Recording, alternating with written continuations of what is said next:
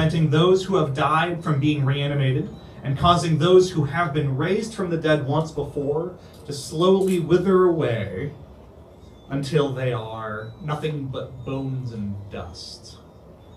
And as a result of this curse, the death curse, the immortal being known only as the Joe has gathered together the most gullible of the brave and most powerful of the inexperienced in order to find the source of this curse and hopefully to gather its strength and bring it back to him because he would like to use it in a new cocktail. Booze! Booze! To this end, you have been sent to the mysterious island of Chult in order to explore its mysteries and to find the source of the death curse which has been traced to the island. And this time, though your bones may splatter and your goo may shatter, even the mighty Joe may not be able to return you to the realm of the living. You find yourselves waking up after having been captured by the Yuan Ti in an ambush that was orchestrated following a message that you were delivered telepathically to meet with a group of Thaans that you were attempting to ally with in order to overcome the problems preventing you from further exploration. You have been stripped of all of your items and equipment, although you have long rested. So if you have not long rested since the last week you were here, you may do so now. All of your spell slots are refreshed, all of your abilities are refreshed. However, keep in mind that your material components are not accessible to you currently, and your equipment is gone currently. When you come to, you are in a cave that is packed with dozens of people dressed in rags as you are, and there are these strange reptilian creatures that are overwatching you and keeping track of you. They look as though they are less snake human hybrids and more reptiles. They have mutations and deformities that you've not seen on the Yuan Ti up until now. And they kind of look around with this more brutish, like base intelligence. And you have never observed any of them speaking, although they do obey the commands of their Yuan Ti superiors.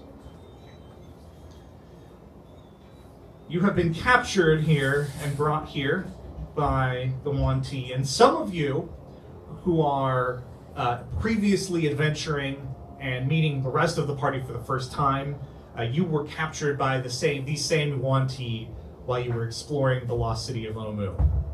And you have a bit of experience with these captors. And what they have had you doing for the last several days is digging out further caverns for the Fane. This area over here, where there are hay bales and other places for you to sleep, is where you have spent the last several weeks of your lives, using the tools that they give you in order to mine out more room for the expanding temple of Dendar the Night Serpent, the primordial god which these Yuan Ti worship. You have observed more poor souls being brought in and kind of just like dumped into pile by the Yuan Ti. And you have the chance now to introduce yourselves. And I'm going to let this be open for a second while I prepare some other stuff, but you guys can introduce yourselves if you would. Looks like we finally got some fresh meat. How long have you been down here? Make it up. Been here for weeks. It's hard to tell. It's so dark down here. These caves don't allow any sunlight. What do they have you doing? Digging. With your hands and feet? GM, do they have a smoke? Do they allow us to use tools? Yeah, so they will allow you to use pickaxes that they supply you with.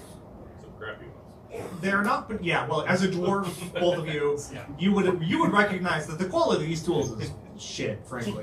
These tools are shite. As to be expected. If I were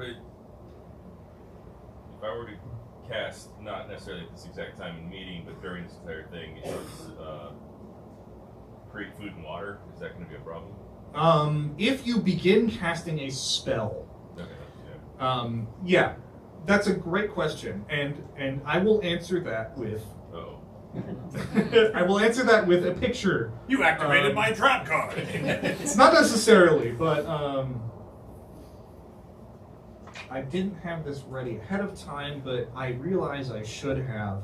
Your guards, I am going to show a picture of them. Currently, observing you are these creatures. Gross. There are several of them. Inside of this room with you right now, there are 3 of them. In addition, there are 3 other Wanti Malazan, which are the type of Wanti that are partially human and partially snake, right? And there are another 3 pureblood Wanti, which appear to be human but have snake-like features generally on their faces and on their arms, like scales and slit pupils, right? And so these 9 captors of yours, as soon as you begin trying to cast a spell, especially one that takes a while to cast, like Great Food and Water, they're gonna just push you over and like grab your arms and prevent you from doing the rest of the spell casting. Okay. Yeah. No.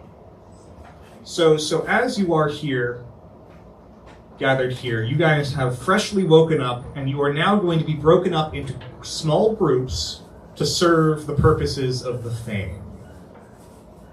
Can I get everybody to roll a d10 for me? And then when you have your number, just raise your hand. I don't need everybody shouting at me at once. Thank you.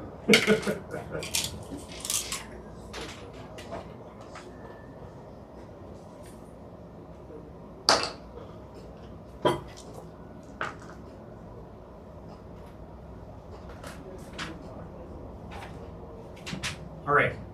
If you rolled a 1 to 3, you are in group 1. If you rolled a 5 to 6, you're in group 2. If you got anything else, you're in group 3. All right. Can I get everybody that's in group 1 to raise their hand real quick? Group 1, you have been assigned. Let's see. You have been assigned to Yaru and the poisoners. Group 2, if you could raise your hand real quick. Great. Group 2, you have been assigned to the entryway. You are going to be sweeping the entryway. And can I get group 3 to raise your hand? Wonderful. Cool. Group 3, you guys have been assigned to the temple, the main temple chambers. You are going to be scrubbing the floors. We're going to go 1 through 3 here. So if you're in group 1, you are up first. So you are brought through this cavern to a door beyond which lies an experimental chamber. Inside of this chamber, there are a number of undead. You guys are experienced enough from traveling through the area that these are, you're able to recognize these as zombies, right? Saith bristles.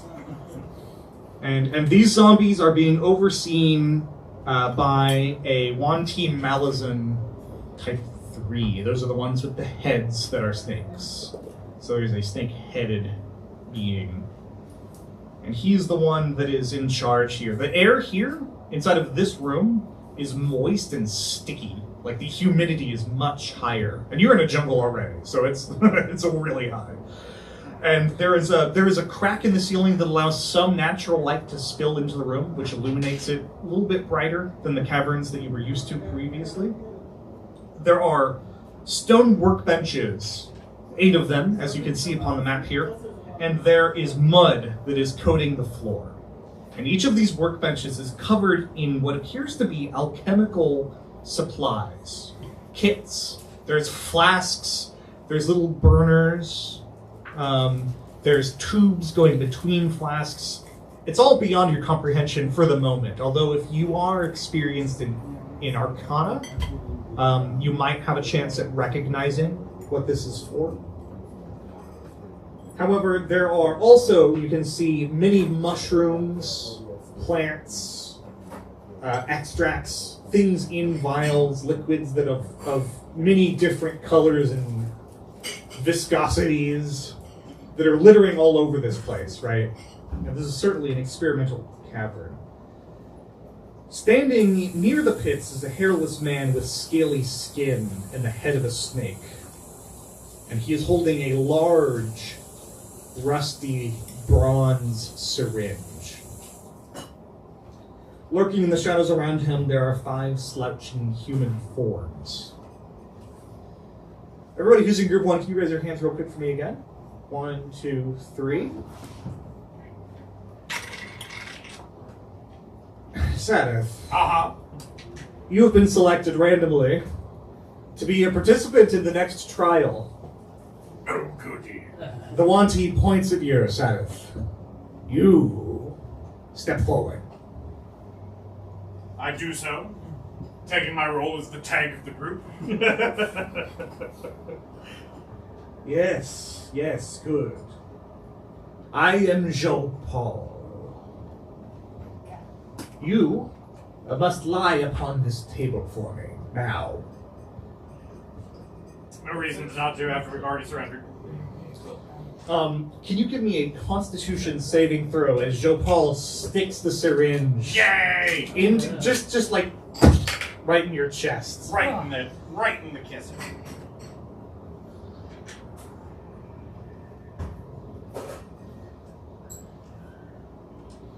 $18 total. 18 total. And you are also, I believe, pretty resistant against poisons and diseases. Diseases specific, At this not level. poisons. Okay, not poisons, just diseases? Yeah. I see.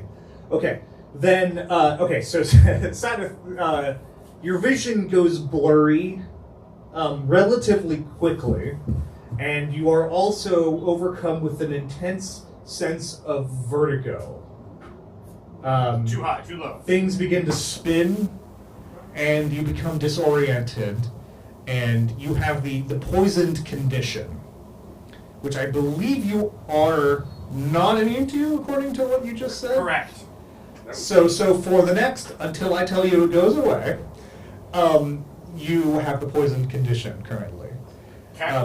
Now the Wanty that has administered whatever that was to Sadith sits and observes for a brief moment, and his attention seems to be focused entirely on Sadith on the table here. Now, if you're in group 1, what are you doing at this time? Do stuff.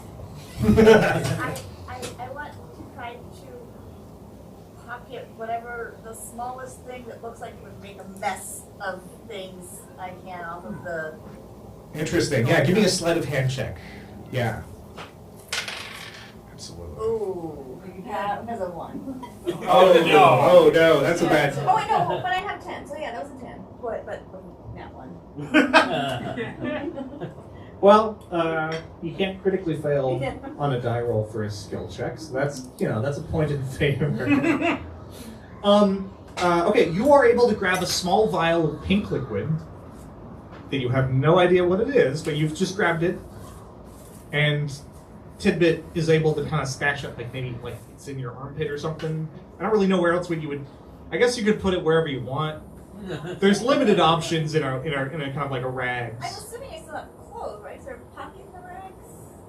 I don't think they put pockets in your rags. I'll go for like the under the arm then. Okay, yeah. I don't need to hear where else you would put it. I'm a gnome. There's not much else. There's not much. Fair enough. Lost in nutshells telling you about nature's pocket. Nature's pocket. We don't need to hear it. That's fine. We're good. I think we all get it. Anybody else in group 1? Are you doing anything? This is a new room. I haven't been in here before. That's true. Haven't seen these guards before. They sure are scaly ass, mealy mouth snake people. I'm gonna unleash some vicious mockery on these assholes. Oh my gosh. Very well. So wisdom saving throw of 13 for creatures that can hear me in 60 feet. Are you going to target one of the zombies or the Wanty? The one T. The Wanty. Okay.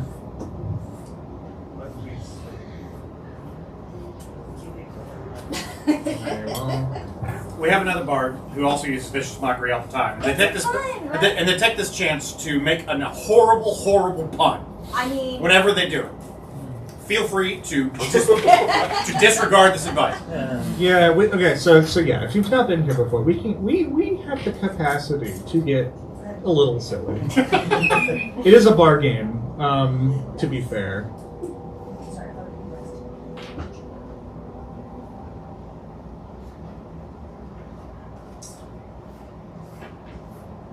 What was your DC for that spell? it was 13. 13. I see.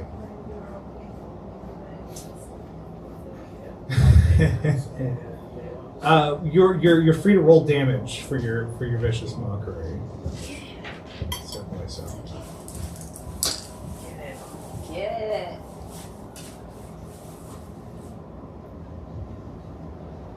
That is 6. Okay. It's a decent roll on D4s. It's alright. And they have disadvantage on their next attack. Which is rough. Yes. You know. Might be coming soon. I don't give a fuck. Okay. That's right, you're the old gives no shits, can't be butter. That's why I'm here. Jopal kind of reels over in pain. And then swings around and looks at you, and it's like, "You get them!" And all of the zombies begin approaching you.